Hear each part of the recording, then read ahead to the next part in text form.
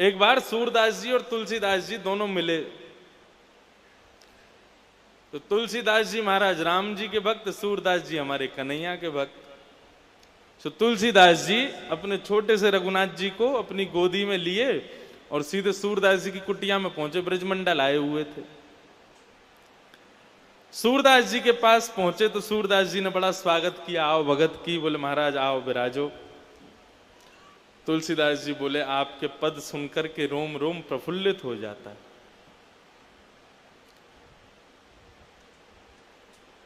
तुलसीदास जी महाराज सूरदास जी दोनों का संवाद चल रहा है। तो तुलसीदास जी ने थोड़ी सी छेड़छाड़ शुरू की, आनंद लेना शुरू किया।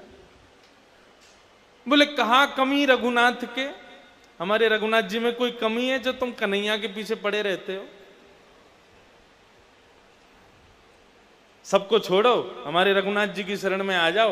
ये कन्हैया टेढ़ी टांग वाला, ये कभी ये वादे वाला आदमी नहीं है। हमारे रघुनाथ जी वादा करते हैं तो पूरा निभाते हैं।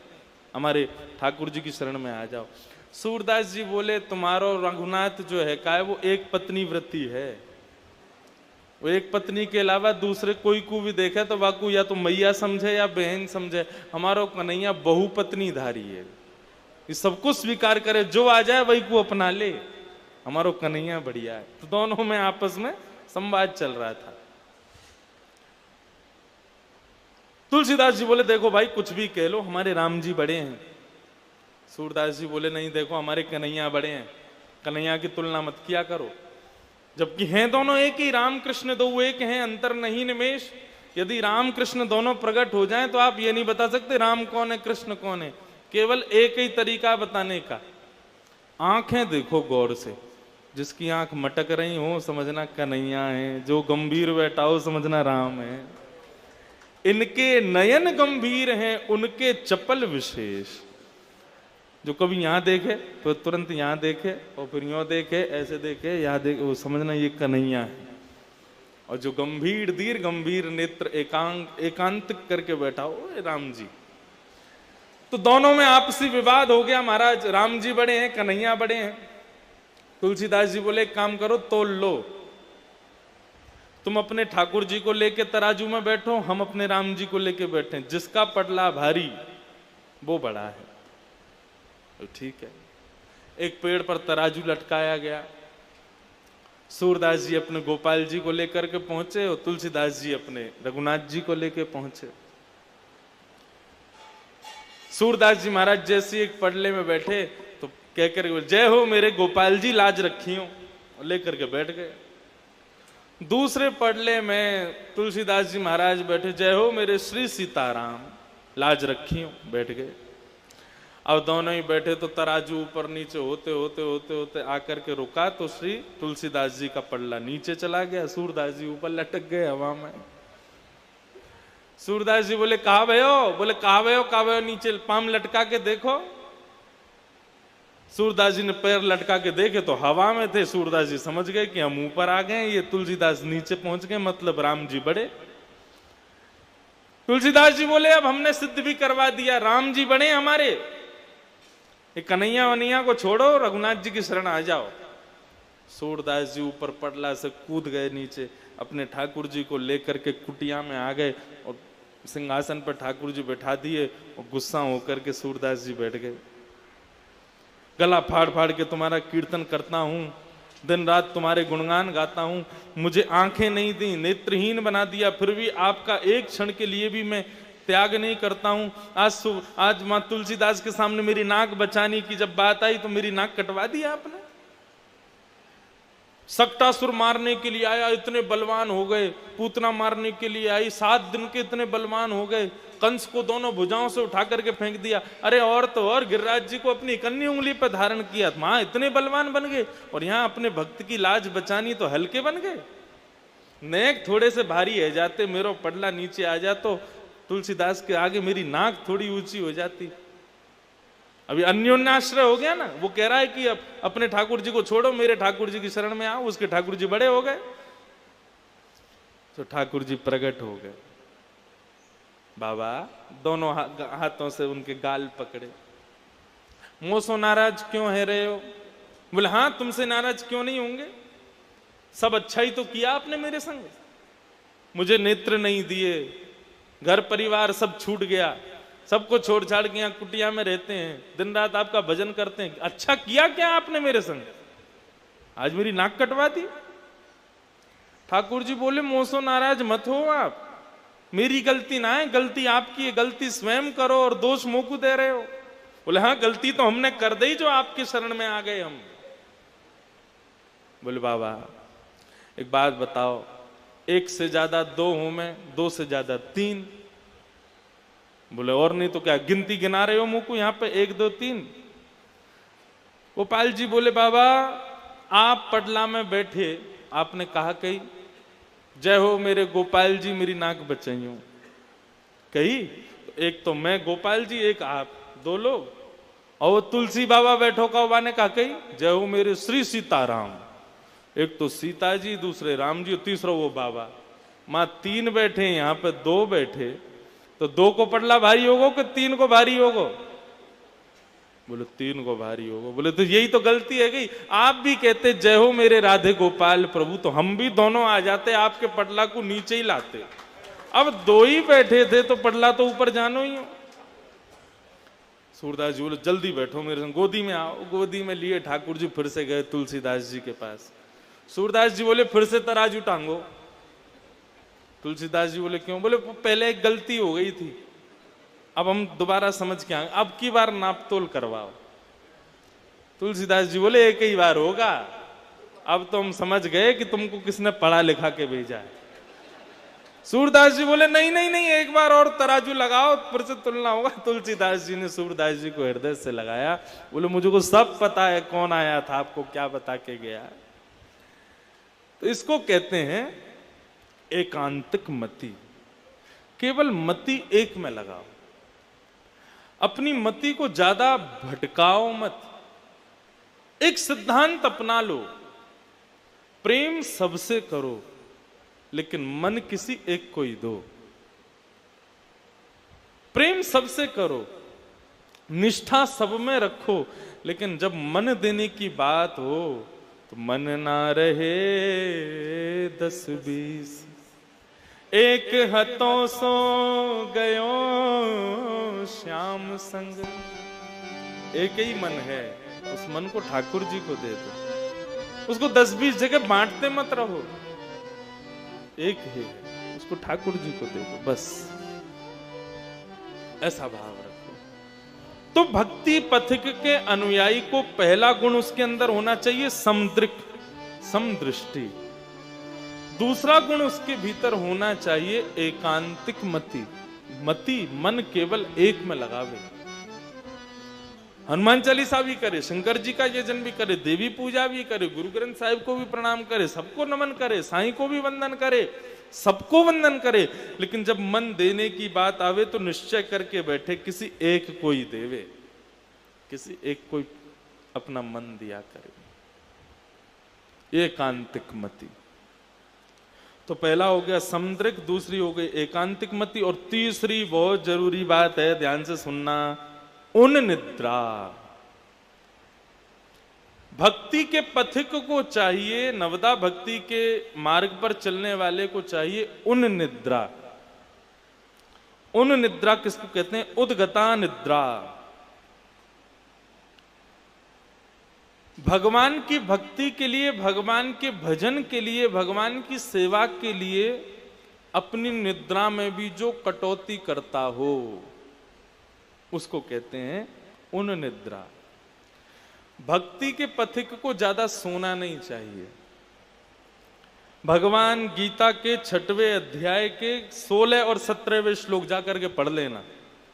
गीता के 6वें अध्याय के 16-17 श्लोक में भगवान क्या कहते हैं पता है? श्लोक मुझे याद नहीं, लेकिन वहां भगवान कहते हैं ज्यादा खाने वाला और ज्यादा सोने वाला मुझे जीवन में कभी नहीं पा सकता।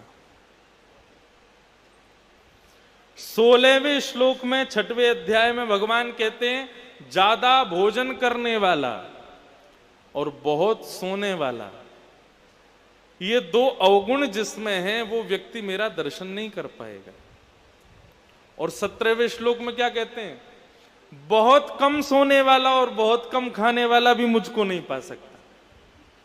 मध्यस्थ रखे स्वयं को। बहुत जरूरी बात भगवान बता रहे हैं गीता में। बहुत खाने वाला और बहुत कम खाने वाला, बहुत सोने वाला और बहुत ज्यादा कम सोने वाला, ये दोनों ही मेरी प्राप्ति नहीं कर सकते। इसलिए मध्यस्थ रखो स्वयं को। भोजन के लिए नहीं जीना, जीने के लिए भोजन करो। सोने के लिए ही सारी व्यवस्थाएं मत करो, केवल उतना सोना है जिससे थोड़ी शरीर की थकान दूर हो जाए। उन निद्रा, अपनी नींद को थोड़ा सा कम रखो। जो पड़े ही रहते हैं, पौड़े ही रहते हैं, उठते ही नहीं है बिस्तर पे से 10-10 तक बजे तक और पड़े भय हैं, और महाराज अलग ही उनकी स्थिति हो रही है। पेट को उठा के यहाँ धरें, फिर पेट को उठा के वहां धरें, ऐसी स्थिति जिनकी है, कितना भी भजन कर लें, तिलक लगा लें, उनको ठाकुर जी कभी नहीं मिलेंगे, बता दियो। मध्यस्थ रहे उसको ठाकुर जी मिलते हैं। एक वृंदावन में एक बाबा रहते थे, उनका नाम था घड़ी वाले बाबा। है घड़ी वाले बाबा। उनको घड़ी वाले बाबा क्यों कहते थे? वो पैर में घड़ी पहनते थे, हाथ में नहीं पहनते थे, पैर में पहनते थे। क्यों? उनसे कोई पूछता बाबा पैर में घड़ी क्यों पहनते, तो वो कहते कि हाथ तो कर्म करते हैं और कर्म पर काल का प्रभाव नहीं होता। हमारे पैर गतिशील हैं, गति पर काल का प्रभाव है, इसलिए पैर में घड़ी पहनते थे। तो उनका एक नियम था, वो कभी गुदगुदे गद्दे पर नहीं बैठते थे। गद्दा खरीद के लाए, गद्दा को चाकू से काटा, अंदर से सारी रुई हुई सब निकाल देते, उसमें कंकड़ पत्थर भर देते और कंकड़ पत्थर भर के फिर उस पर बैठते थे। उनसे किसी ने पूछा बाबा ऐसे क्यों रहते हो?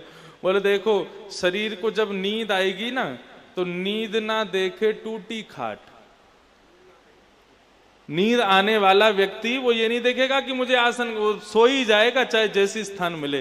तो बोले जब नींद आनी होगी ना, तो ये पत्थर पे भी आ जाएगी, और जब नींद पूरी हो जाएगी ना, तो नींद पूरी होते ये पत्थर चुभेंगे, ये पत्थर चुभेंगे तो नींद पूरी होती ही हम उठ जाएंगे, उठते ही फिर भजन करने लग जाएंगे।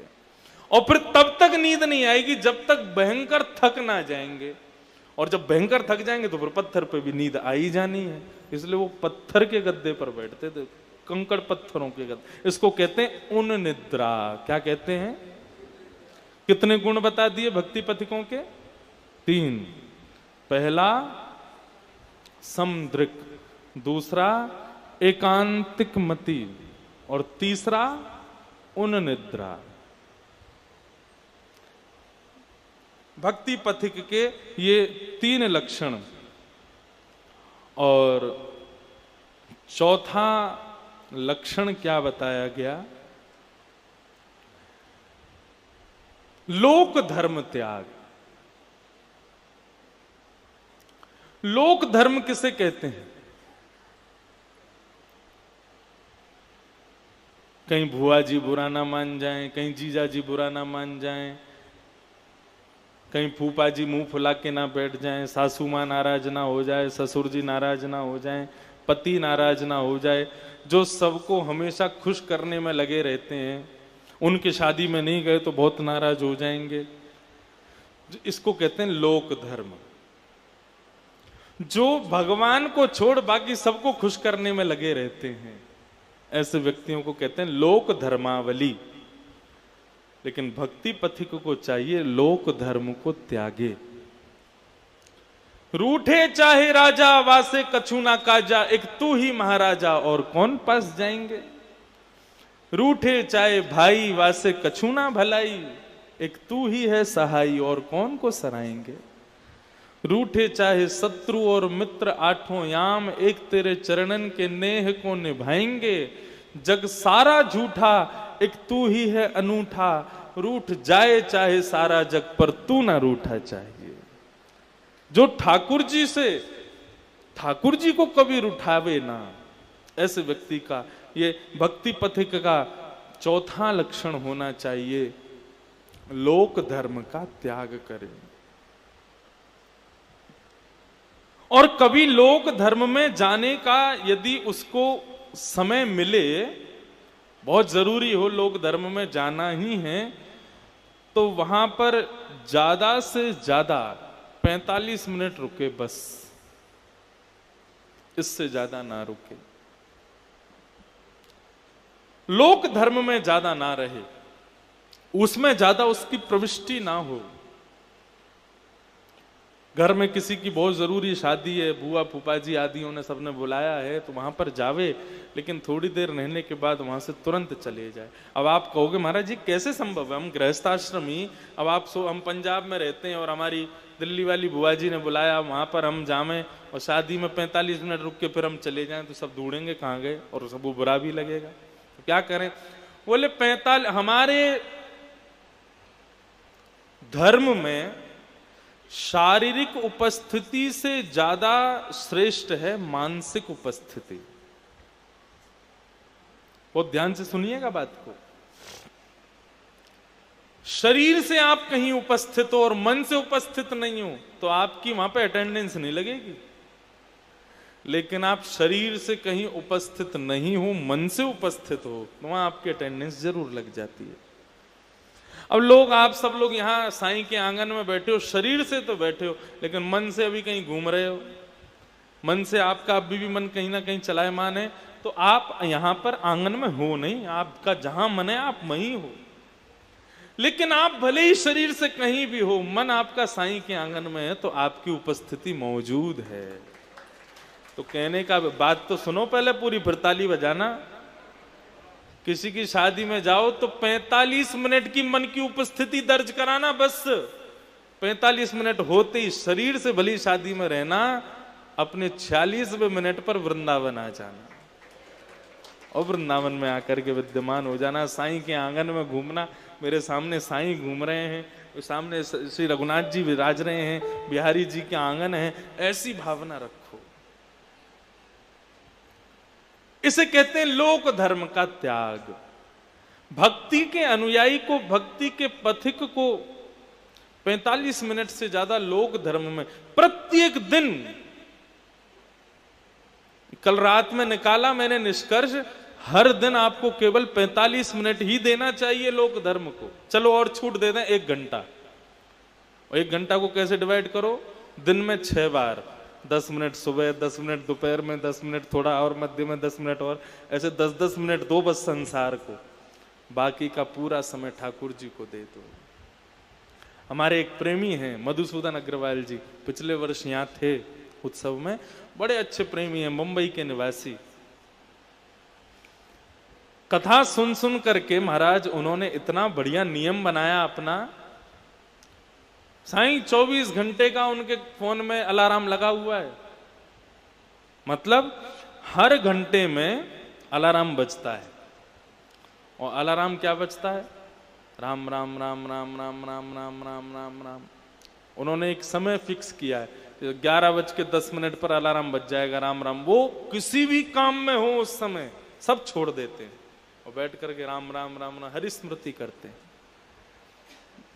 मुझे बताया, बोले महाराज जी उसका प्रभाव रहता है फिर 1 घंटे तक राम जाप का, और 1 घंटा जैसे ही पूरा होने वाला होता है इतने में फिर से अलार्म बज जाता है, 12:10 पर फिर अलार्म, राम राम राम राम, बोले फिर सब काम छोड़ के फिर हरि स्मृति करता हूँ।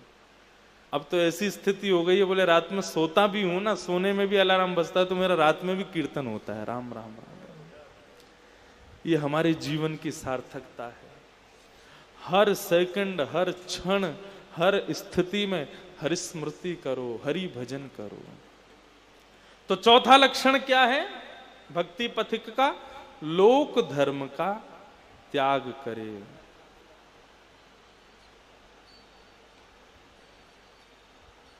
और 5वां और अंतिम लक्षण भक्ति के पथिक का, जब संसार में रहे, जब सत्संग से विलग रहे, जब साईं से विलग रहे, जब ठाकुर जी से विलग रहे, तब स्वयं को निर्जीव समझे, और जब साईं के सन्मुख आवे तब स्वयं को जीवित समझ करके भुजा उठा करके नृत्य करे, आनंद करे। ये उसका 5वां लक्षण। हर स्थान पर स्वयं को निर्जीव समझे और ठाकुर के स्वयं को सजीव समझे, ये उसका 5वां लक्षण। तो ये भक्ति पथिकों के 5 लक्षण हैं। इन 5 लक्षणों पर काम करना शुरू कीजिए, इनको धीरे धीरे जीवन में लाना शुरू कीजिए। उसके बाद ये 9 भक्ति धीरे धीरे जीवन में आएंगी। ठाकुर जी का अनुभव निश्चित होगा, ठाकुर जी जरूर दिखेंगे। तो कल कितनी भक्ति हो गई थी? 3। श्रवणम, कीर्तनम विष्णु, स्मरणम, और चौथा आया पाद सेवनम। पाद सेवनम मतलब ठाकुर जी की चरण सेवा। कल इन 3 स्थितियों का जब हम प्रसंग सुन रहे थे, तब मन में एक श्लोक आ रहा था कि भगवान किन के पीछे चलते हैं, वो एक भाव आ रहा था। तो भगवान वहां कहते हैं जिनमें 5 गुण हैं मैं उनके पीछे रहता हूं, उनको मेरे पीछे रहने की जरूरत नहीं है।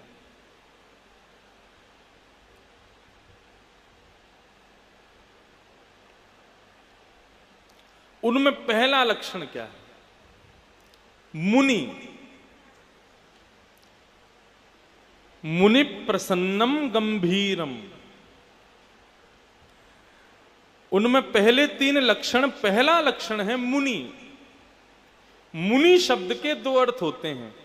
पहला अर्थ है मननम मुनि और दूसरा अर्थ है मौनम मुनि। भगवान कहते हैं मैं जिनके पीछे पीछे चलता हूं उनका पहला लक्षण है मुनि, मतलब वो मनन करते रहते हैं, निरंतर मेरा स्मरण करते रहते हैं। मनन का एक अर्थ होता है कि वो निरंतर मेरे सदग्रंथों का पाठ करते रहते हैं, उनमें पढ़ते रहते हैं, मेरे बारे में स्मरण उनका लगा ही रहता है। और दूसरा बताया मौनम मुनि, जो मौन रहता है, जो कम बोलता है, मैं सदा उसके पीछे पीछे चलता हूं। दूसरा भगवान ने बताया प्रसन्नम, जो सदा सर्वदा प्रसन्न रहता है, कभी दुखी नहीं होता, कभी निराश नहीं होता, कभी हताश नहीं होता। कई लोग ऐसे होते हैं, उनकी शक्ल देख करके उनसे पूछो भैया रो क्यों रहे? बोले रो नहीं रहा, मेरा चेहरा ही ऐसा है। इतने दुखी रहते हैं कि महाराज चेहरा ही ऐसा हो जाता है रोने जैसा। ऐसा नहीं, सदा प्रसन्न रहो, सदा आनंद रहो। आपके साईं के यहाँ कितना अच्छा बात है, कोई महाराज भी आ जाए तो वो उसको भी सब क्या कहते हैं? महाराज सदा प्रसन्न रहो, सदा खुश रहो। यहाँ सब आशीर्वाद ही देते हैं। और किस चीज का आशीर्वाद? कोई और आशीर्वाद नहीं, बस प्रसन्न रहो। जीवन में हमको चाहिए क्या? केवल प्रसन्नता ही चाहिए। उस प्रसन्नता के लिए ही हम भाग दौड़ कर रहे हैं, उस प्रसन्नता के लिए ही करोड़ों रुपए कमा रहे हैं, उस प्रसन्नता के लिए दिन रात मेहनत कर रहे हैं। और यहां वही मिलता है, प्रसन्न रहो, चाहे जैसे रहो, खुश रहो। भगवान कहते हैं जो प्रसन्न रहता है, हंसता रहता है, जिसके मुखमंडल पर शुष्कता नहीं है, उसके पीछे पीछे मैं घूमता हूं। सदा प्रसन्न रहो। तो मुनि, दूसरा प्रसन्नम, तीसरा गंभीरम, गंभीर रहता। ज्यादा वाचाल व्यक्ति भगवान को प्रिय नहीं है, ज्यादा चंचल व्यक्ति भगवान को प्रिय नहीं है। भगवान को गंभीरत्व प्रिय है। गंभीरत्व का मतलब क्या है? प्रसन्न रहो, आनंद में रहो, लेकिन गंभीर रहो, चंचल मत रहो। चंचलता कैसी होती है? अभी ये खा लिया, फिर थोड़ी देर बाद ये कर लेते हैं, थोड़ी देर बाद ये कर लेते हैं। अपने आप को प्रसन्न रखने के लिए बहुत सामग्रियों का प्रयोग जो करता हो, भगवान उसके पास नहीं रहते। जो स्वयं से प्रसन्न रहता हो, जिसको किसी की जरूरत नहीं है खुद को खुश करने के लिए। जैसे आजकल हमको स्वयं को खुश रखने के लिए इसकी बहुत जरूरत है।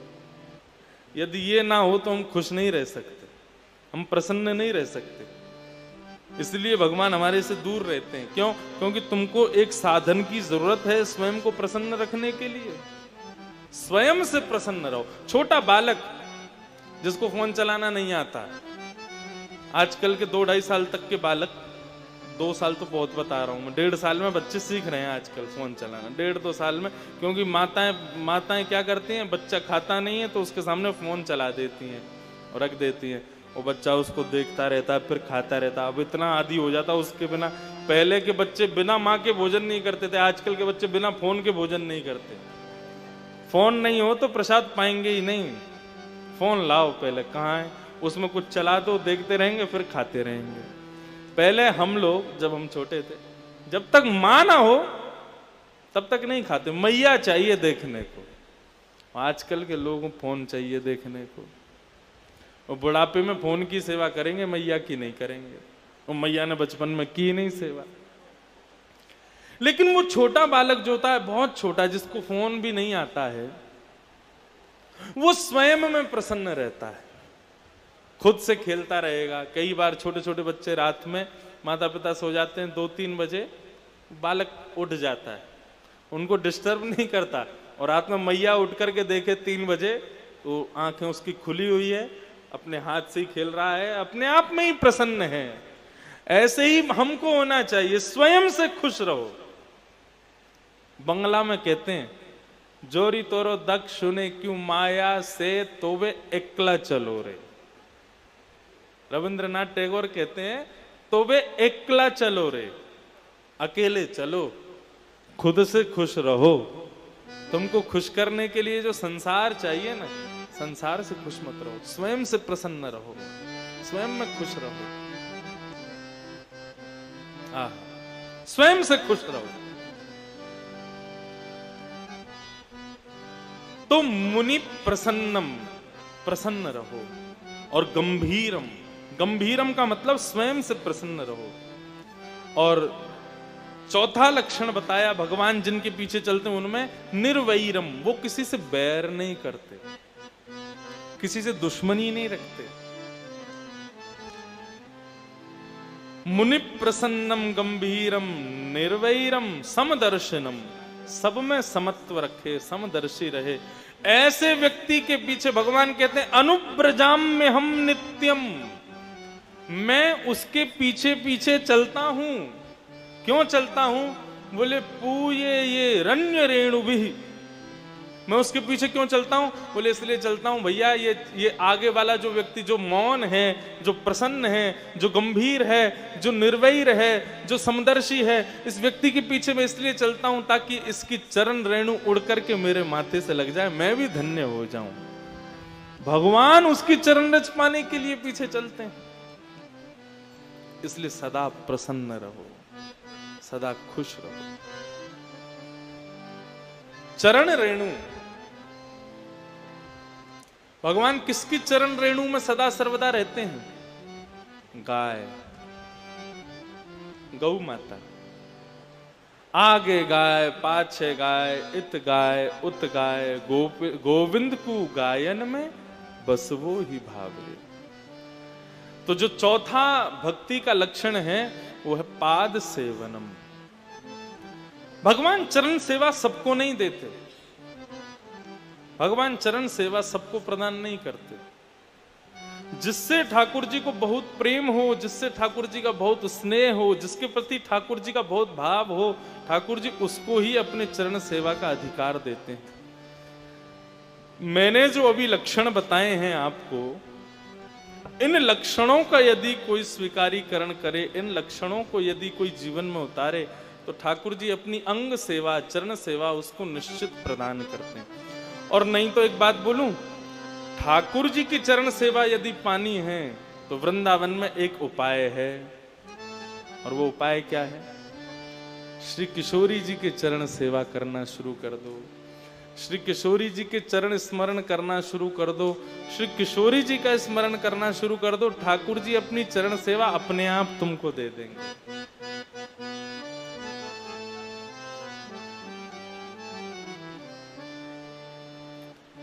हमारे ब्रज में एक भाव गाया जाता है, क्या कहते हैं? ओ मन भूल मत जइयो राधा रानी के चरण, मन भूल मत जइयो राधा रानी के चरण, मन भूल मत जइयो राधा रानी के चरण, मन भूल मत जइयो राधा। करताल बजा के गाओ। मन भूल मत जइयो राधा रानी के चरण, मन भूल मत जइयो राधा रानी के चरण, ओ राधा चरण, श्यामा प्यारी के चरण, राधा रानी के चरण, श्यामा प्यारी के चरण, राधा रानी के चरण, श्यामा प्यारी के चरण, राधा रानी के चरण, श्यामा प्यारी के चरण। मन भूल मत जइयो राधा रानी के चरण, मन भूल मत जइयो राधा रानी के चरण, मन भूल मत जइयो राधा रानी के चरण, भूल मत जइयो राधा रानी के चरण। बांके ठाकुर की बांके ठकुरानी के चरण, बांके ठाकुर की बांकी ठकुरानी के चरण, बांके ठाकुर की बांकी ठकुरानी के चरण, बांके ठाकुर की बांकी ठाकुर के चरण। ओ मन भूल मत जइयो राधा रानी के चरण, मन भूल मत जइयो राधा रानी के चरण, मन भूल मत जइयो राधा रानी के चरण, भूल मत जइयो राधा रानी कैसी के चरण। ओ वृषभानु की किशोरी सुनी गैया होते भोरी, वृषभानु की किशोरी सुनी गैया होते। कैसी है राधा रानी? गाय जैसी बोरी वारी होती है ना, गाय से भी ज्यादा बोरी है हमारी वृषभानु जी। ये मार्ग किसका बताया जा रहा है? ठाकुर जी के चरण चाहिए तो किशोरी जी को पकड़ो। कैसे पकड़ो वो बताऊंगा, पहले ये भाव गाओ। हो वृषभानु की किशोरी सुनी गैया होते गोरी, वृषभानु की किशोरी सुन गैया होते भोरी, प्रीत जान के उठोरी तो ही राखेगी शरण, प्रीत जान के उठोरी तो ही राखेगी शरण। यदि किशोरी जी को आप में एक गुण भी दिख गया ना, एक सद्गुण भी दिख गया, किशोरी जी तुरंत अपने चरणों में रुक लेंगे। ओ प्रीत जान के उठोरी तो है राखेगी शरण, प्रीत जान के उठोरी तो है राखेगी। इसलिए भैया मन भूल मत जइयो राधा रानी के चरण,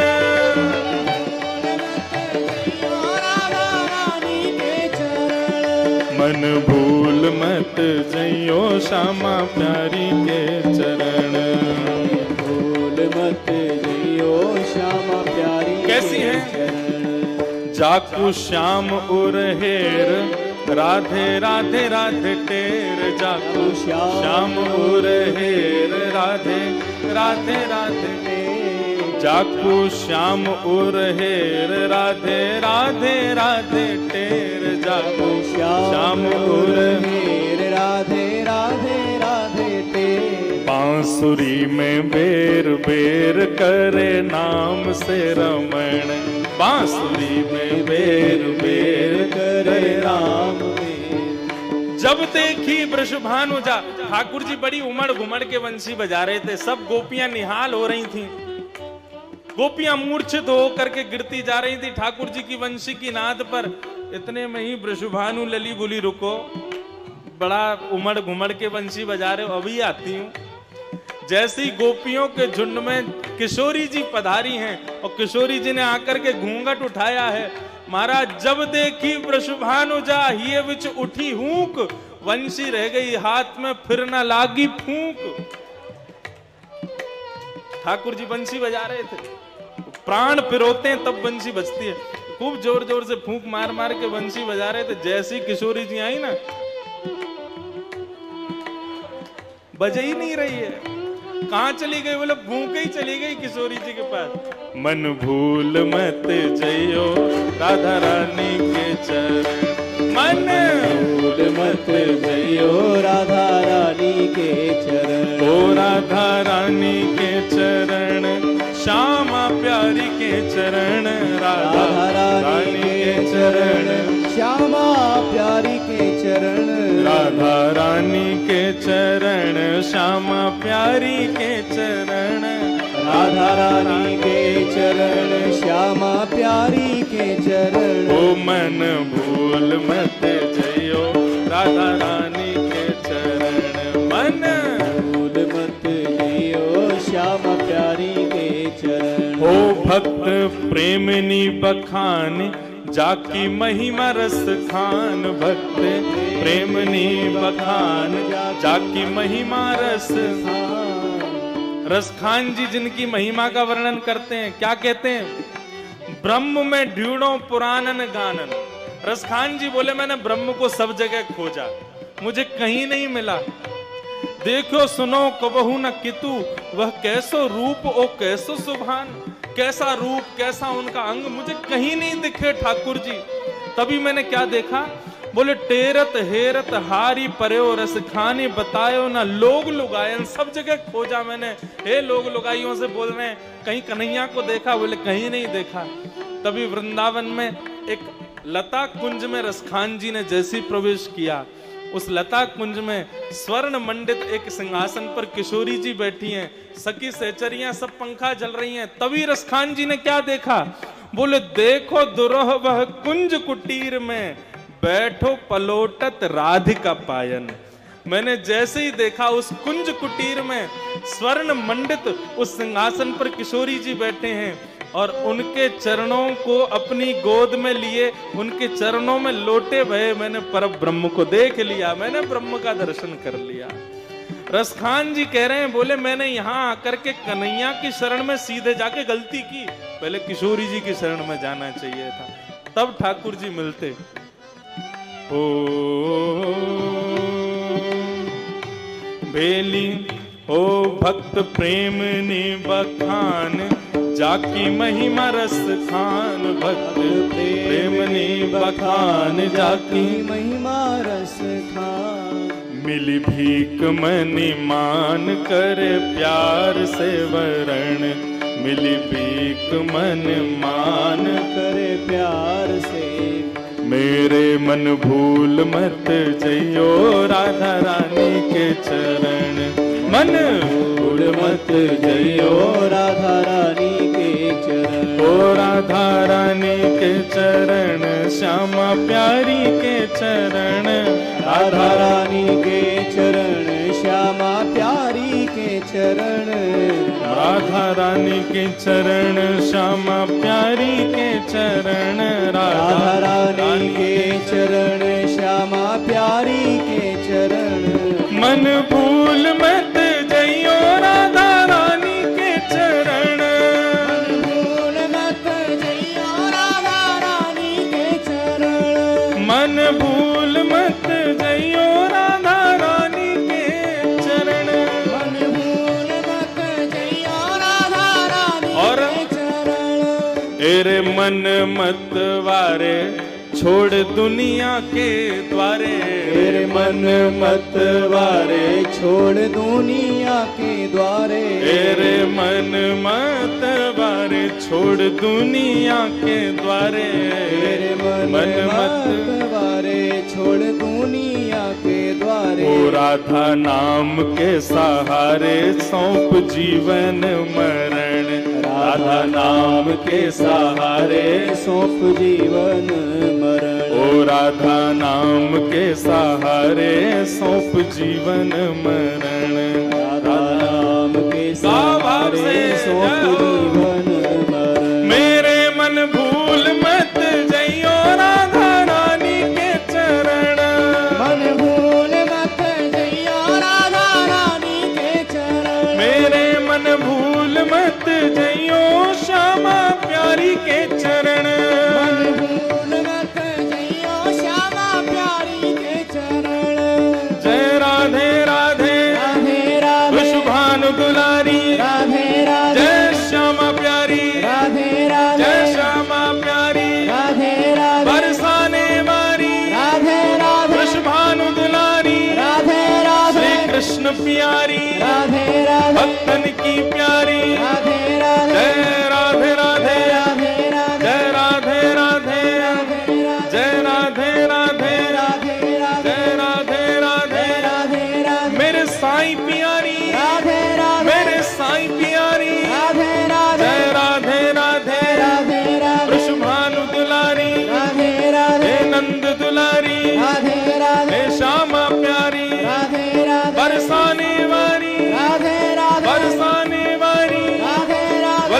सबकी प्यारी, राधे राधे हम सबकी प्यारी। राधे राधे जय राधे राधे, राधे राधे जय राधे राधे, राधे राधे जय राधे राधे, राधे राधे जय राधे राधे। राधे मन भूल मत जइयो राधा रानी के चरण, भूल मत जइयो राधा रानी के चरण। मेरे मन भूल मत जइयो श्यामा प्यारी के चरण, भूल मत जइयो श्यामा प्यारी के चरण। मेरे मन भूल मत जइयो राधा रानी के चरण, भूल मत जइयो श्यामा प्यारी के चरण। मेरे मन भूल मत जइयो श्यामा प्यारी के चरण।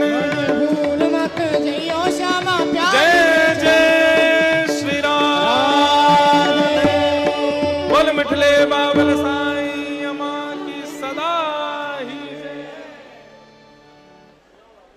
तो भैया ये चौथी भक्ति है क्या, पाद सेवनम। यदि ठाकुर जी की चरण सेवा चाहिए तो किशोरी जी की शरण ग्रहण कर लो। अच्छा, ये बात केवल मैं कह रहा हूं ऐसा ही नहीं है। ठाकुर जी की चरण सेवा यदि चाहिए तो उसके लिए किशोरी जी की शरण ग्रहण करो। ये बात श्रीमद् भागवत में हमारी ब्रज की अधिष्ठात्री श्री यमुना महारानी ने इस बात को वर्णन किया है। कब वर्णन किया, बहुत ध्यान से सुनिएगा, बहुत सावधानी से सुनिए। यमुना महारानी भगवान जब अपनी लीला पूरी करके चले गए तो वज्रनाभ भगवान के नाती पर पौत्र 16,100 राजकुमारियां जो भगवान कृष्ण की थीं, अष्टपटरानी तो भगवान के साथ चली गई, लेकिन 16,100 राजकुमारियां धराधाम पर रह गईं। उनको लेकर के वज्रनाभ वृंदावन आ गए और वृंदावन में निवास करने लगे। तो भगवान की जो 16,100 राजकुमारियां थीं वो बड़ी दुखी रहती थीं, बड़े कष्ट में रहती थीं, कृष्ण वियोग में रहती थीं। तो कृष्ण वियोगी समस्त पटरानियां भगवान की 16,100 रानियां एक दिन रोते रोते यमुना जी के किनारे गईं। हमारे वृंदावन का जल इसलिए भी खारा है क्योंकि कृष्ण विरह में संपूर्ण ब्रज गोपियां, कृष्ण विरह में कृष्ण पटरानियों ने जो अपने अश्रु भाए वही इस भूमि में वृंदावन के अंदर विद्यमान है। तो कृष्ण पटरानियां रुदन करती हुई यमुना जी के किनारे गई। यमुना भगवान की चौथी पटरानी है। तो कृष्ण पटरानियों ने जाकर के कहा, यमुना तुमको कष्ट क्यों नहीं हो रहा है? कृष्ण विरह में हम रो रो करके हमारी स्थिति कैसी हो गई देखो, लेकिन तुम प्रसन्नता से हो, तुमको कोई कष्ट नहीं है, तुमको किसी भी प्रकार का कोई शोक नहीं है, क्यों? तुमको कृष्ण की याद नहीं आती क्या? यमुना महारानी ने सूत्र बताया, प्रकट हो गए और 16,100 राजकुमारियों से कहा कि मुझे बिल्कुल दुख नहीं होता। बोले क्यों, तुम कैसी पत्नी हो? अपने पति के वियोग का कष्ट तुमको क्यों नहीं होता? तुमने ऐसा क्या किया जिससे तुमको वियोग नहीं होता, हमें भी बताओ। तब यमुना महारानी प्रति उत्तर दे रही हैं, क्या कह रही हैं? आत्मा रामस्य कृष्णस्य ध्रुवमात्मास्ति राधिका तस्या दासप्रभावेण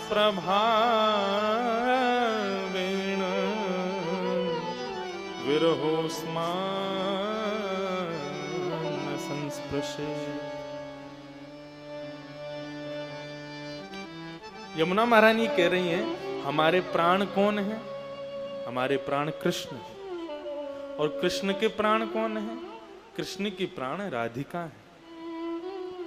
बोले तुम वृंदावन आ गई हो, अब वृंदावन में आकर के कृष्ण को याद मत करो। तो बोले आत्मा रामस्य कृष्णस्य, हमारी आत्मा कृष्ण है और ध्रुवमात्मास्ति राधिका, उस कृष्ण की आत्मा राधिका है। बोले राधिका कौन है? बोले अरे राधिका कोई लहंगा फरिया वाली कोई स्त्री नहीं है। राधिका कोई ऐसी नहीं, कोई श्रृंगार करके कोई स्त्री प्रकट हो जाए या राधिका कहीं रहती हो। तुम जिस ब्रजधाम में हो, जिस भूमि पर हो, ये धरती, यहाँ के यमुना नदी, यहाँ के बेल पर ये पत्र पुष्प आदि, ये सब कुछ, ये सब राधिका है। हमारे वृंदावन में जितने भी वृक्ष हैं, जितने भी पौधे हैं, ये राधिका जी के रोए हैं। हमारे वृंदावन की जो यमुना नदी है, ये राधिका जी की नाड़ी है।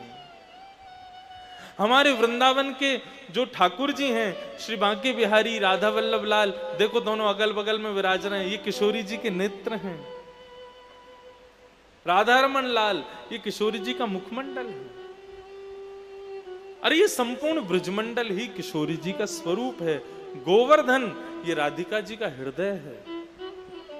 ये समस्त ब्रजमंडल राधिका का ही स्वरूप है। ये राधा रानी ही है। हम कहां बैठे हैं? राधा रानी में ही बैठे हैं। इसीलिए ब्रज के संत कहते हैं, यहां रह करके श्वास लेना भी भजन है। कुछ मत करो, क्या करो? श्वास लोगे ना तो भी कम से कम 100 माला जपने का फल तो मिल ही जाएगा। यहां बैठ के श्वास लेते रहो, उससे ही भजन हो जाएगा। अरे शिव महापुराण में ब्रज की इतनी महिमा बताते हैं भगवान शिव।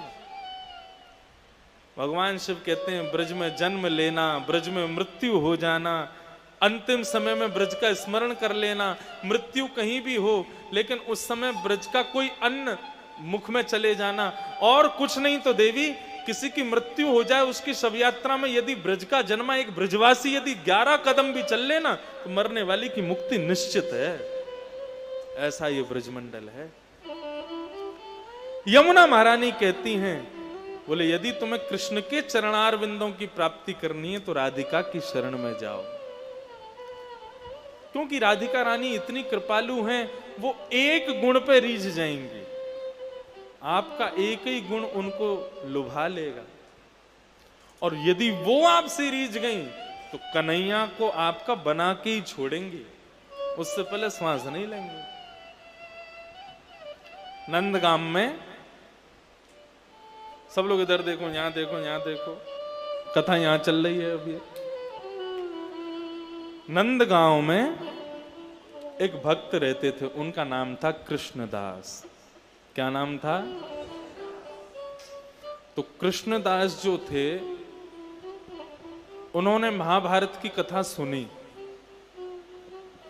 महाभारत में एक जगह भीष्म पितामह कहते हैं, यदि कोई व्यक्ति एक सद नियम का पालन, बहुत ध्यान से सुनना, यदि कोई व्यक्ति एक सद नियम का पालन 12 वर्ष तक अनवरत एक दिन भी बिना नागा किए यदि कर ले, जैसे कि आपने एक सद नियम धारण किया, क्या? प्रातःकाल उठते ही पहले साईं को स्मरण करूंगा, साईं का वंदन करूंगा, साईं की गोद में विराजमान मेरी राधिका, मेरे श्यामजू, मेरे रघुनाथ जी, मेरी जानकी जी, उनका स्मरण करूंगा, तभी कुछ अन्न जल ग्रहण कर लूंगा। ये एक सद नियम है आपका। इस सद नियम का यदि पालन 12 वर्ष तक अनवरत बिना एक दिन भी नागा किए यदि आपने कर लिया, तो 12 वर्ष के बाद 13वें वर्ष का जब पहला दिन शुरू होगा, उसमें अनुभूति ये होगी कि आप नेत्र बंद करके जिनका दर्शन करते थे, अब नेत्र खोल के भी उनका दर्शन कर पाओगे। वो सिद्धि प्राप्त हो जाएगी। आप ठाकुर जी का दर्शन कर सकते हो जहां चाहो, जैसे ये एक सिद्धि बता रहा हूं मैं आपको। 12 वर्ष तक एक सिद्धि का प्रयोग करो, एक अपने नियम का रोज पालन करो, एक दिन भी नागा नहीं हो जाए, बस 13वां वर्ष ऐसा होगा, आप चाहोगे कि मुझे यहां ठाकुर जी दिख जाएं, तो आपको वहीं ठाकुर जी दिख जाएंगे। आप कहोगे कि मेरे लिए ठाकुर जी ऐसी लीला कर दें, तो आपके सामने सब अदृश्य हो जाएगा, ठाकुर जी लीला करते हुए प्रकट हो जाएंगे, ये सिद्धि मिल जाएगी। ऐसा वर्णन करते हैं भीष्म पितामह महाभारत में। तो कृष्णदास जी ने ये बात सुनी। ये बात सुन करके श्री कृष्णदास जी एक नियम बनाया। क्या? मैं रोज पुष्प तोड़ के माला बनाऊंगा, और माला बना करके रोज ठाकुर जी के चरणों में अर्पित करूंगा, रोज ठाकुर जी को पहनाऊंगा। किस भाव से?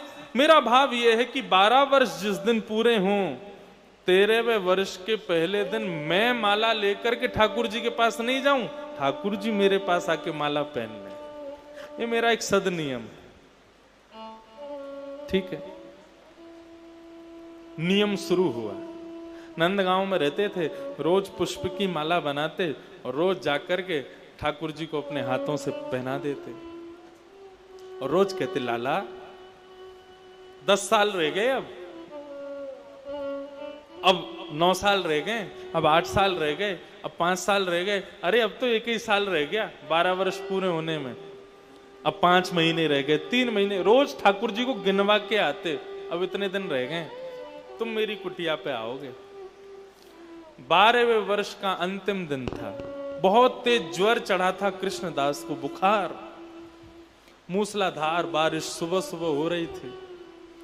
कृष्णदास जी ने फिर भी माला बनाई। बोले, अरे ये ज्वर, ये सब बीमारी हारी, ये सब तो मेरी परीक्षा लेने आई हैं, लेकिन मैं नहीं रुकूंगा। कल 13वें वर्ष का पहला दिन है, कल कन्हैया मेरे घर आएंगे, माला पहनेंगे। और सुंदर सी माला लेकर के गए और जाकर के कन्हैया के श्री अंग पे धरा के बोले, लाला आज मेरा नियम पूरा हो गया, 12 वर्ष में एक दिन भी मैंने नागा नहीं किया, रोज माला पहनाई, केवल एक ही इच्छा है, क्या? कल आप आना माला पहनने मेरी कुटिया पे।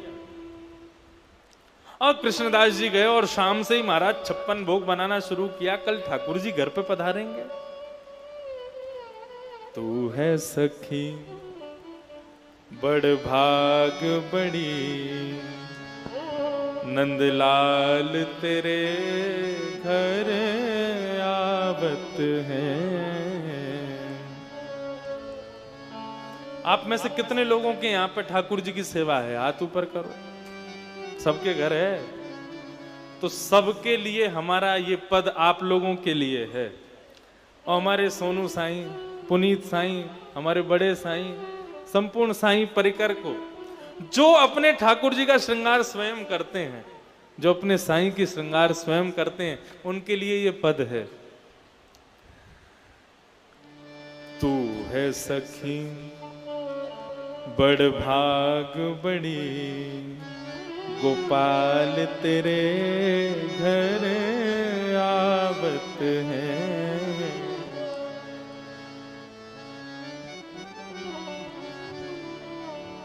तू अपनो श्रृंगार करत है, तू अपनो श्रृंगार करत है, तू अपनो श्रृंगार करत है, तू अपनो श्रृंगार करत है।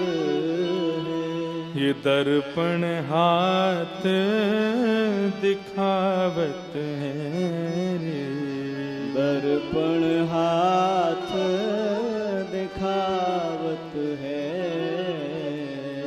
तू है सखी बड़ भाग बड़ी, गोपाल तेरे घर आवत है। तू है सखी बड़ भाग बड़ी, गोपाल तेरे घर आवत है। निज कर गूंथ सुमन के गजरा, निज कर गूंथ सुमन के गजरा, अपने ही हाथ पहरावत है रे, अपने ही हाथ पहरावत। ये भाव पता क्या है? जिनके भी घर ठाकुर जी विराज रहे हैं, जो अपने हाथों से ठाकुर जी की सेवा करते हैं, तो ऐसे लोग जब ठाकुर जी की निरंतर सेवा करते हैं तो ठाकुर जी वर्णन करते हैं जिनके घर में मेरी निरंतर सेवा होती है, ऐसे मेरे अर्चक जब स्वयं का श्रृंगार करते हैं, जब स्वयं को दर्पण में देखते हैं, स्वयं के केश काटते हैं, स्वयं का श्रृंगार करते हैं, वो स्वयं नहीं करते, उनके हाथों में विराजमान होकर मैं ही उनका श्रृंगार करता हूँ, मैं ही उनके केश काटता हूँ, मैं ही उनको शीशा दिखाता हूँ, मैं ही उनको दर्पण कराता हूँ। कुम्मन दास जी कह रहे हैं कि भैया वो बड़े बड़े भागी हैं जो ठाकुर जी की सेवा करते हैं। क्यों? क्योंकि फिर उसके बाद जब वो अपना श्रृंगार करते हैं ना, तो स्वयं नहीं करते, ठाकुर जी ही उनका श्रृंगार करवाते हैं। जिनके घर में ठाकुर जी की सेवा होती है वो बड़े सुंदर लगते हैं देखने में, क्योंकि ठाकुर जी को सजाते हैं ना, इसलिए उनमें भी नूर आ जाता है, उनके स्वरूप में भी एक विलक्षणता आ जाती है। देखो हमारे साईं के यहाँ कितने सुंदर सुंदर हो आप सब लोग, सब सुंदर हैं आज जितने भी हैं। सिंधी सुंदर होते ही हैं, लेकिन साईं के दरबार में जो सिंधी नहीं है वो भी सुंदर लगता है। तो देखो हम सुंदर नहीं लग रहे। ये किसका प्रभाव है? यहां जब हम आते हैं ना, साईं अपने कर कमलों से हमारा श्रृंगार कर देते हैं। ये भक्ति का श्रृंगार चढ़ा है महाराज। बाहर कहीं किसी आयोजन में जाओगे, शादी ब्याह में भी कुर्सी पर बैठा व्यक्ति कोई ना कोई मुरझाया हुआ दिख जाएगा, लेकिन यहाँ दूर तक नजर घुमा लेना, एक के चेहरे पर मुरझाहट नहीं होगी, सब सुंदर दिख रहे हैं, सब प्रसन्न हैं, सब आनंदित हैं, सबका श्रृंगार हुआ है महाराज, सब सुंदर लग रहे हैं।